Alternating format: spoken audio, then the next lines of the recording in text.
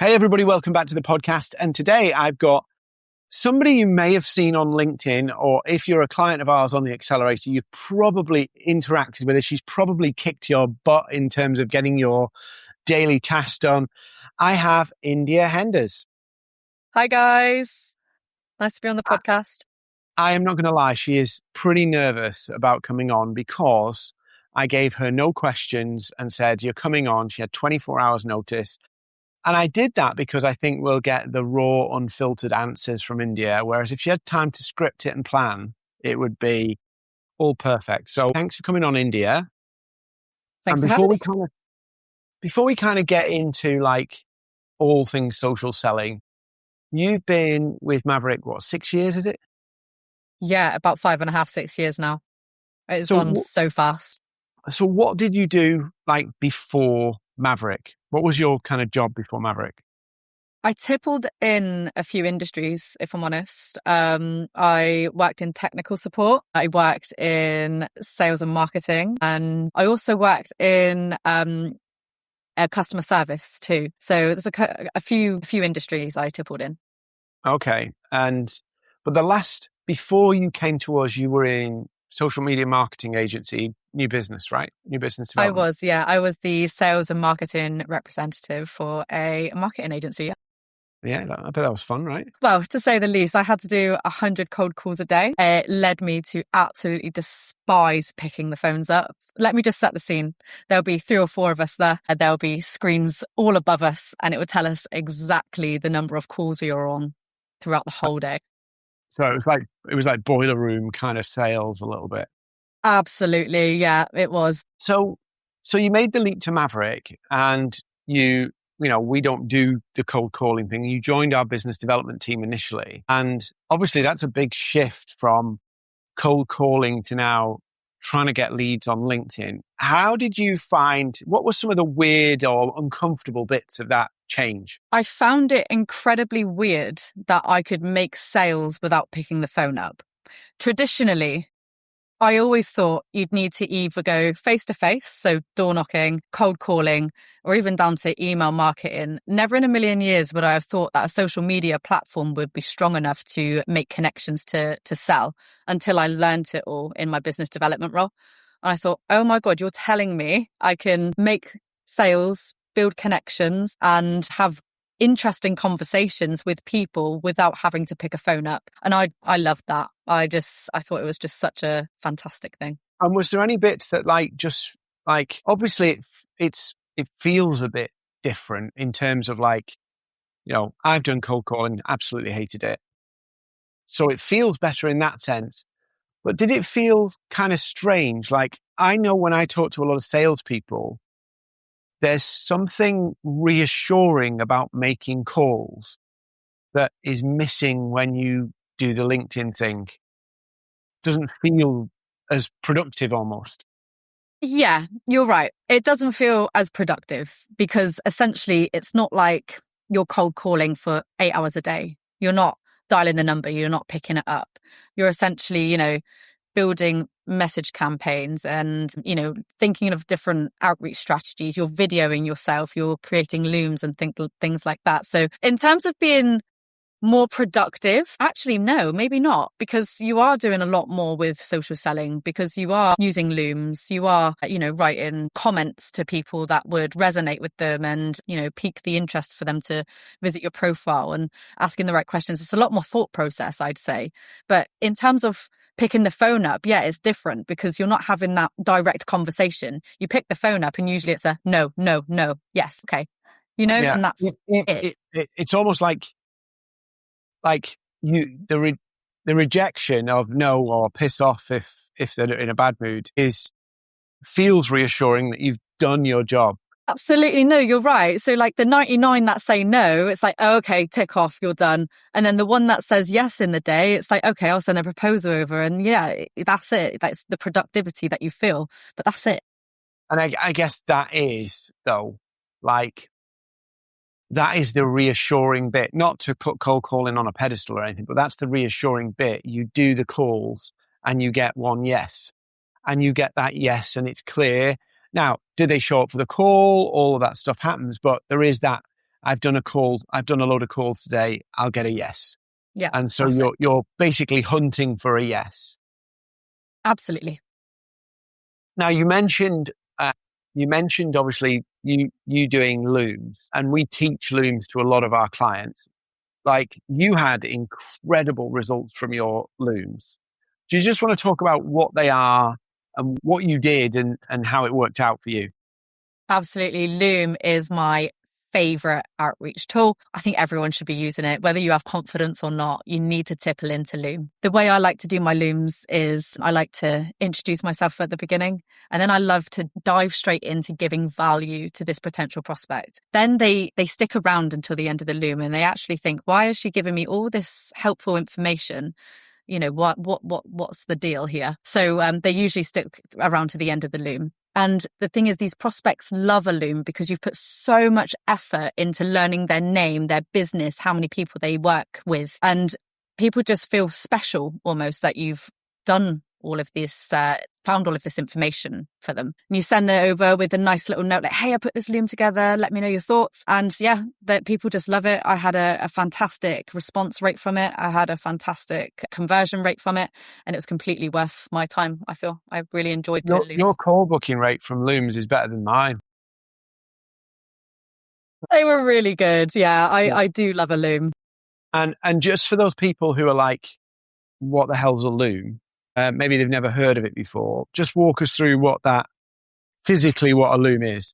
Of course, yeah, sorry. So a Loom is an application where you can screen share and show your little face in a circle, and you'll be able to talk over as well. So what I used to like to do is maybe do a profile review for people, and you'll have my face in the corner. You'll be able to hear my voice, and I'll just be walking them through the process of how to optimize their profile. And it is just a really great tool to get your point across easier and hyper personalize it. Yeah. And then obviously, yeah. So, I mean, I teach it and I do them, and people are blown away by them because of the level of effort. And I think, as LinkedIn's, you've been around LinkedIn long enough. You've seen how a lot of people treat it now like it's just a way to get to people, and they just treat prospects like meat, basically. Just Yeah, they pitch do. another one, pitch another one, pitch another one. And I think when everybody's like just trying to hard sell something, that extra mile really does make a difference. It really does. It really does make the extra difference in comparison to the copy and paste template that a lot of business owners and directors and managers get now. It really does just stand out. In the LinkedIn inbox, it comes up with just a preview of the Loom. So that naturally creates the curiosity in comparison to hi, I've noticed your business. And then it's a paragraph after paragraph. So yeah, completely stands out a lot more. And then you moved on to our accelerator team, where you're basically helping people implement. I'm curious, because obviously you talk to lots and lots of people all the time.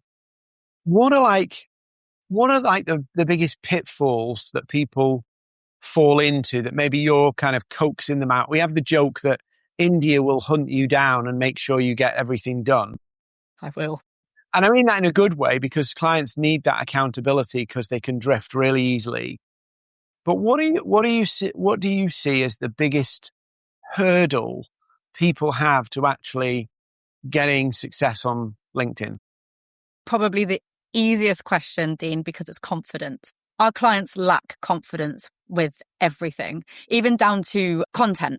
So we have clients who perhaps spend, I don't know, anywhere from 2 to 4 hours on creating content, when in actual fact it should just take, maybe 30 to 45 minutes at absolute most. They take so long because they're overthinking how much information they're putting into the content, and it just portrays into their confidence of, I'm overthinking it, and am I doing this right? And I want to make the most perfect piece of content.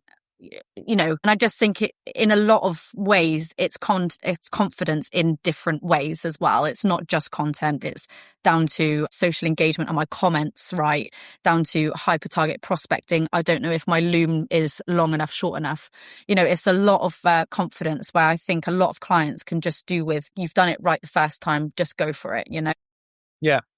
I think that is, sometimes I get stuck with that, because it's like, is this the right thing to do? Mm. And then you kind of over engineer something to be more complicated to the point where you can't actually do it. And it's like, there's a saying, do the best you can with what you have right now. And that best you can kind of changes the more you do it. Like the standard goes up. I can remember some of my first looms. They were shocking, right? Same. And now people say to me like, Dean, you do that so naturally. Yeah, because I've done so many of them. The script is like seared into my brain. Yeah, I'm in the same boat as that completely. It took me a minute to actually learn the script. And then as soon as that script is just done, you don't talk like it's a script at that point. You know, you tailor it, but you have your baseline of you know what you're going to say. So I same boat for me, yeah. And then just thinking about like, what would you say is the thing that people really get wrong about LinkedIn and social selling? What's the big thing that you think a lot of people miss? I think a lot of people miss. Let me just have a think about that one, because there are, with different clients, it's different answers. So if a client is really eager on perhaps doing events, you know, they miss a lot of like the point on how to get people to the event, if that makes sense. Yeah, So, which is actually really easy, but yeah, it's so easy, but like, I don't know why that's, because I've seen that one. Sometimes it's the easiest things that people fall down on. exactly. You know, a lot of people think, oh, it's just putting an event up and it's about the way I speak. When in actual fact, it's to do it's all in the prep work and it's all in the follow up. You could be the best speaker in the world, but if you don't have the prep for your event, you're going to have no show ups. So yeah, I think, yeah, to answer your question, I'd probably say it's different for each client, but for the example, yeah, definitely events, yeah. And obviously you're sharing a lot of content yourself. And I've seen you get really bold with your content over the last few years. What kind of hang-ups did you have to deal with when you started sharing content on LinkedIn? I think my biggest concern was when I start posting actively and being more personal, I was expecting my content to go, whoosh, I've got 1 million views. When it took a lot of time. It took, you know, I was being more personal. I was posting more insights on how to generate more leads on LinkedIn, you know, the stuff that people want to see. And I was expecting my views to absolutely skyrocket because I'm being, you know, doing the right things, and it didn't. And I thought that was a bit of a step back for me. And I just wasn't expecting that. But now my content, because I've been doing it consistently for say 3-4 years, my content performs very well weekly. I don't go per post anymore. I look at my stats week, and I've learned what posts do really well and I've learned what posts don't do very well. So yeah. And have you got an example of a post where you got tempted to delete it, or it didn't go down as you like? Have you ever had any kind of backlash against a post or anything? I've had a lot of backlash, in all honesty. Really? I look at it as if it enrages people and they comment on it, it's doing me a favor. It's pushing my post out to more people. One of the posts I posted, I contradicted myself slightly, but I did it on purpose because I wanted to see if it would ruffle any feathers. I posted a selfie, and it was just a photo of me. And within the post, it said, stop trying to get attention by being vain or something like that, on the lines of. So I had about 30 comments, people enraged that I posted a selfie saying, don't be vain. And yeah, it did me a favor. My profile views looked amazing. I think I had something like 1,000 views in a week. I had that post itself got about 40,000 views. And I thought, great, look at all the people seeing my name, seeing Maverick's name. So yeah, I looked at it as a complete positive. Yeah, I mean, everybody worries about like, what if I post this and it costs me? Like, what if I post this and people don't want to work with me because of it?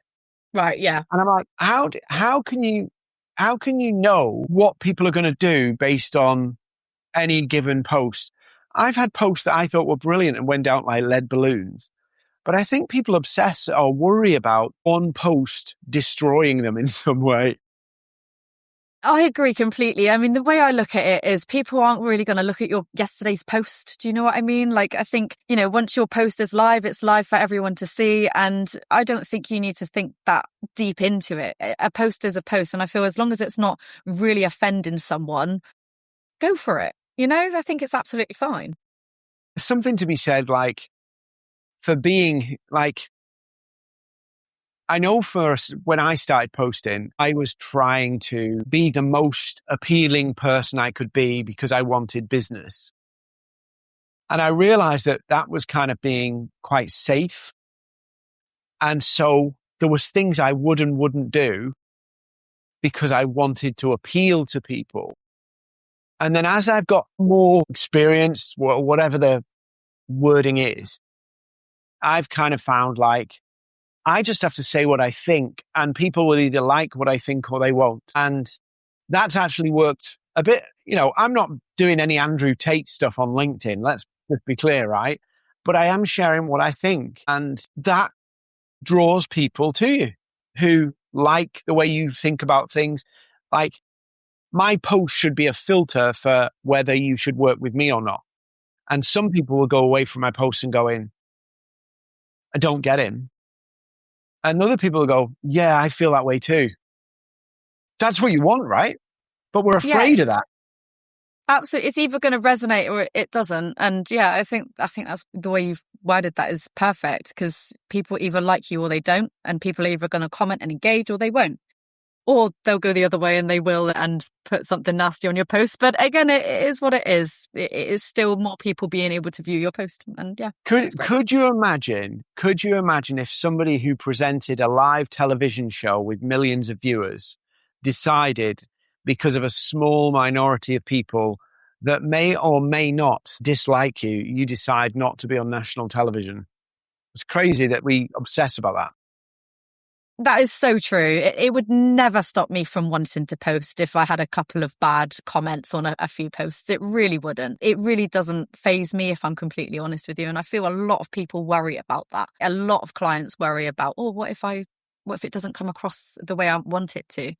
It doesn't matter. You've just got to get like you say, get your thoughts out there, get your perspective out there, and people will resonate with it. Okay, so let's think about and this is something I see a lot, and I struggle with this. I spend a lot of time working with clients with this, that they generalize what they do. They don't really get clear on what they do. And then LinkedIn doesn't work for them. That's primarily the reason people sign up for what we do, because they've tried everything on LinkedIn and it's not worked. And then they come to us, and before we get them moving on LinkedIn, we're saying, you need to clarify what you're trying to sell, who you're trying to sell it to, and why they need it.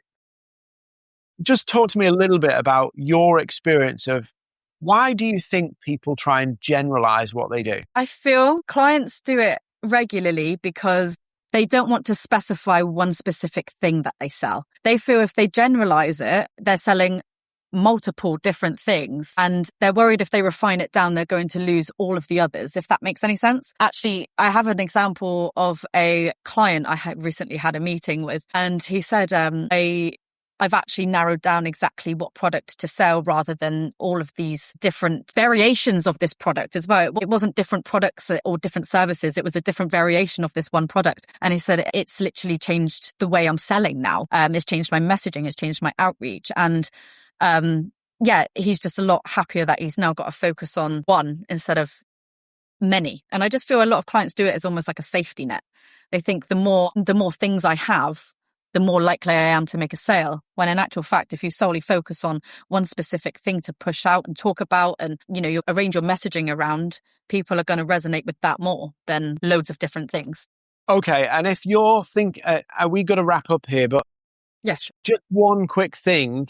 If you were going to give somebody 10 seconds, 15 seconds of advice on getting clients from LinkedIn, what would it be? Good one. I think it would be lay your foundations right. So get your network growth going with the right people. Make sure your profile is fully optimized. Make sure you're blasting out a couple of pieces of content a week. Don't focus too much on it. And then make sure your outbound messaging is straight. Make sure it's exactly what you want to put across. Awesome. India. Yeah, but they're solid. They're solid. It's the foundations that make everything work. Often people think, oh, it's some big grand plan that's going to change everything, and actually it's doing the basics right. Absolutely. Awesome. India, thank you so much for coming on, and thank you for improv with me. It was brilliant. Thank you. Thank you, Dean. It was really good to be on the podcast. I appreciate it.